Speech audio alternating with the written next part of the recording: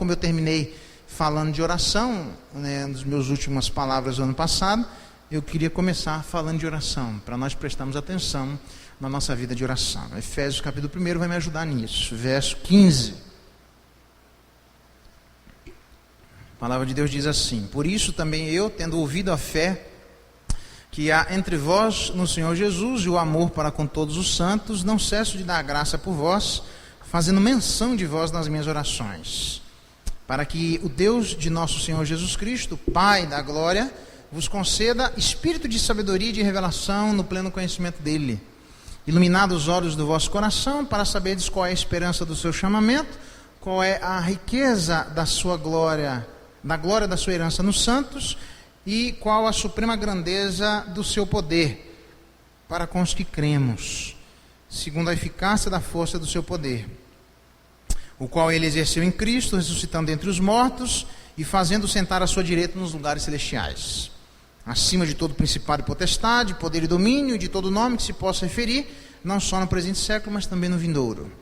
E pôs todas as coisas debaixo dos seus pés, e para ser o cabeça sobre todas as coisas, o deu à igreja, o qual é o seu corpo, a plenitude daquele que a tudo enche todas as coisas. Até aqui a leitura da palavra de Deus, e louvado seja Deus pela sua palavra. Na verdade, eu queria conversar com vocês sobre a nossa vida de oração, né? Incentivar, eu não tenho nenhuma pretensão de regular a vida de oração de cada um de nós.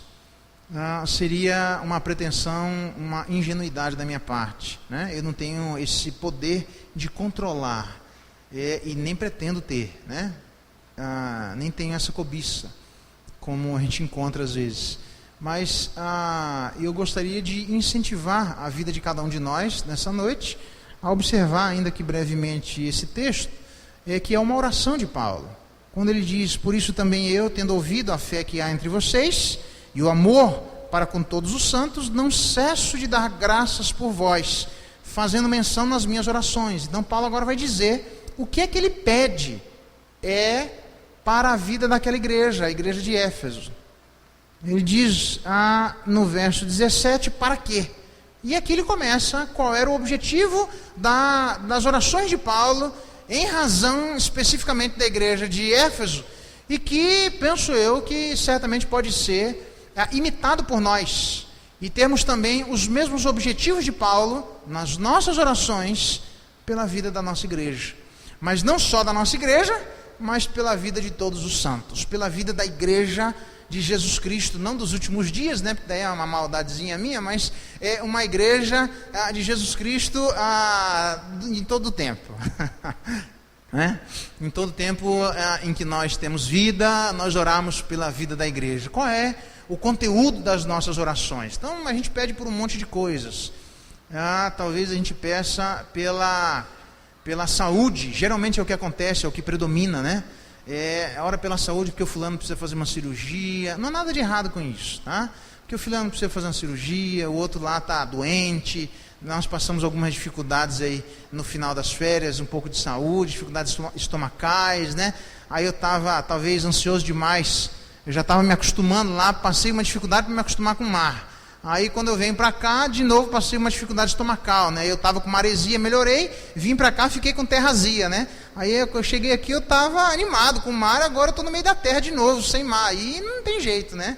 O organismo estranha mesmo, né? Aí me dá um pânico de saber que eu vou demorar tanto para ver o mar de novo. Mas, brincadeiras à parte, na verdade, a gente ora por várias coisas. E Paulo aqui tem um conteúdo bastante interessante. Certamente, a gente poderia dizer que o conteúdo da oração de Paulo se resume na seguinte frase: Paulo ora pela identidade da igreja.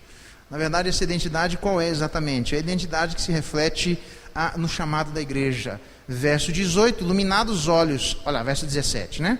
Para que o Deus de nosso Senhor Jesus Cristo, Pai da glória, vos conceda espírito de sabedoria e de revelação no pleno conhecimento de Cristo, né? É isso que ele está orando pela igreja. Aí ele vai destrinchar como é que é isso. Iluminados os olhos do vosso coração, para saberdes qual é a esperança do seu chamamento. Chamado é a palavra-chave. Na verdade, Paulo está voltando aqui, ele está iniciando a carta. Só para você ter uma ideia, a carta de Efésios, né? A igreja de Éfeso é a carta considerada a carta magna do Novo Testamento que fala sobre o que é igreja. Então, se a gente quer saber o que é igreja, normalmente as pessoas começarão não pelo Antigo Testamento, por causa da lei cerimonial, e pode trazer toda aquela confusão desnecessária para nós, sem desmerecer o ensino do Antigo Testamento. Mas as pessoas normalmente no Novo Testamento começam por Efésios e depois por Colossenses, que é considerada a sua carta irmã, porque ele fala especificamente do que é ser igreja nessa carta. E especificamente nesse ponto ele vai fazer as suas introduções, depois ele desenvolve isso na carta. Mas ele está preocupado em a igreja não perder a sua identidade. Como é que ele faz isso? Orando para que a igreja preste atenção no seu chamado. E toda vez que eu penso no chamado, eu penso na nossa origem, de onde nós viemos.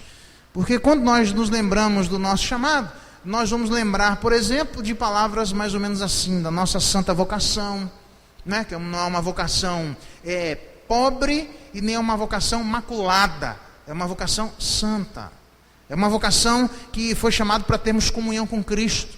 Não faz sentido exercermos uma religiosidade com Cristo e com o Pai, né? Não faz sentido termos uma religiosidade onde não exista o outro. Faz um favor para mim, Marlon, coloca o relógio ali para mim, isso que eu esqueci daí, aqui, que antes que eu esqueço, senão hoje eu estou animado, estou voltando aqui, eu vou falar 2h30, calma, não, vamos devagar, né?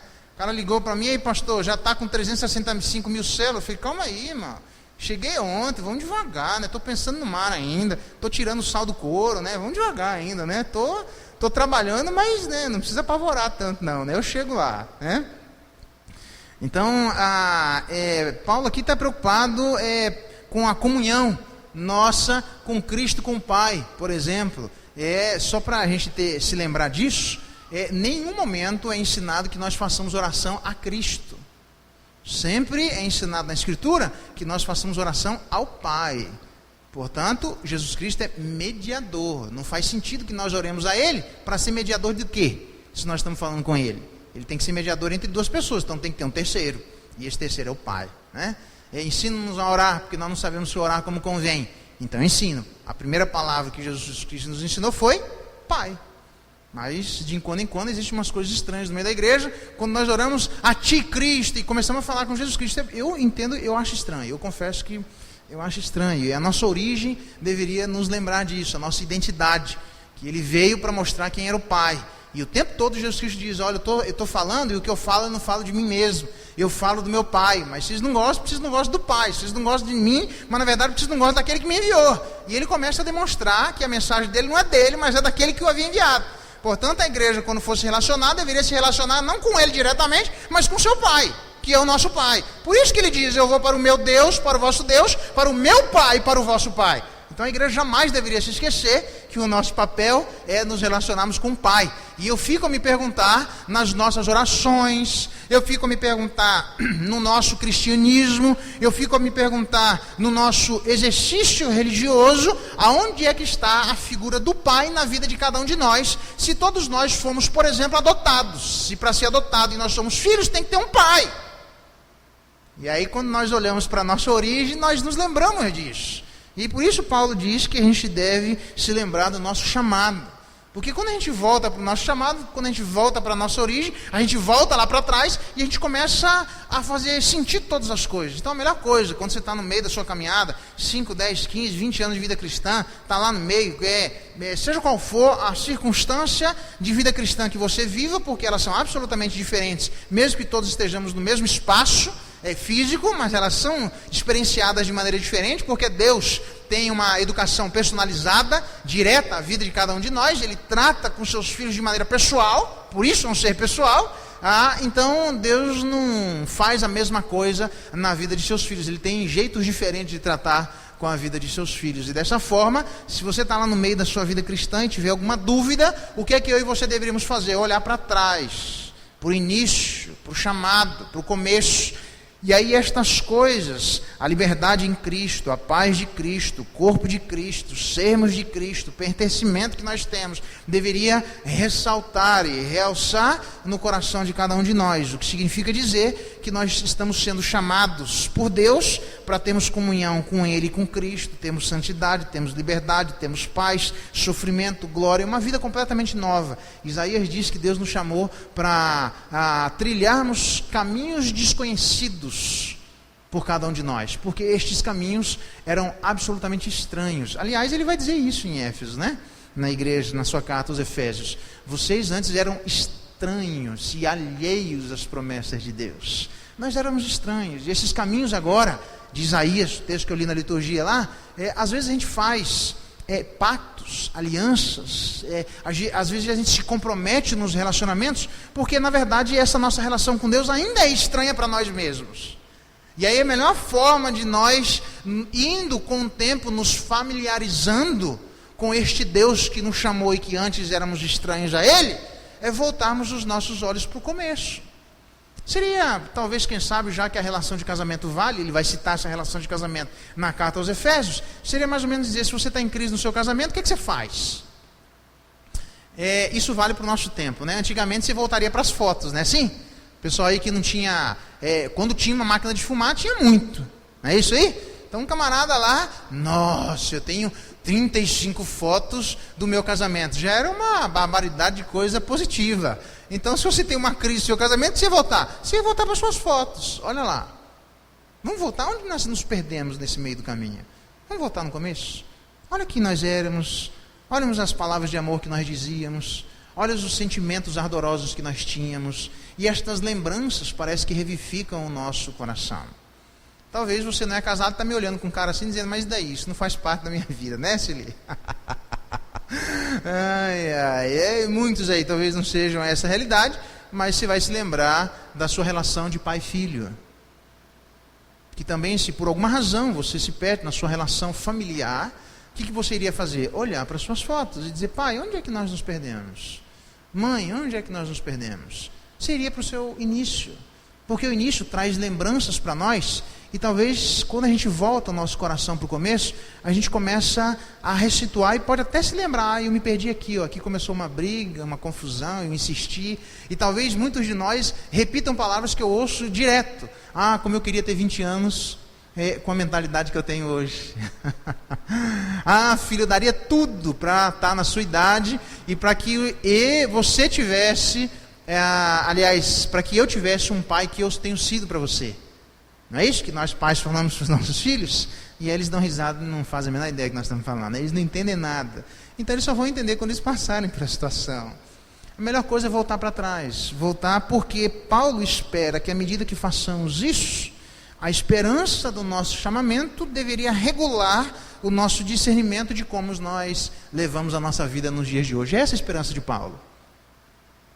Então Paulo está orando pela identidade da igreja e isso deveria fazer parte do conteúdo das nossas orações. Por quê? Porque em meio às lutas, irmãos, em meio às dificuldades que ele vai dizer, você vai lembrar de Atos 20 e 28, quando Paulo se despede da igreja de Éfeso, e ele vai se referindo à igreja de Éfeso, dizendo, eu sei que depois da minha partida, muitos lobos vorazes se levantarão no meio de vós, falando coisas pervertidas, tentando arrastar a vida de muitos ou alguns de vocês.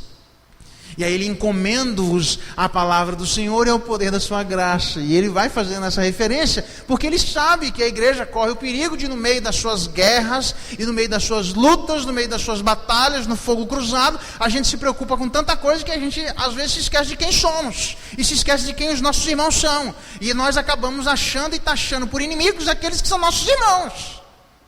E nos esquecemos, por exemplo, que Jesus Cristo nos ensinou, apesar de ser um negócio também difícil, mas que pela graça de Deus ele disse que poderíamos fazer, só pela graça nós podemos, que nós devemos amar os nossos inimigos, nós deveríamos orar pelos que nos perseguem.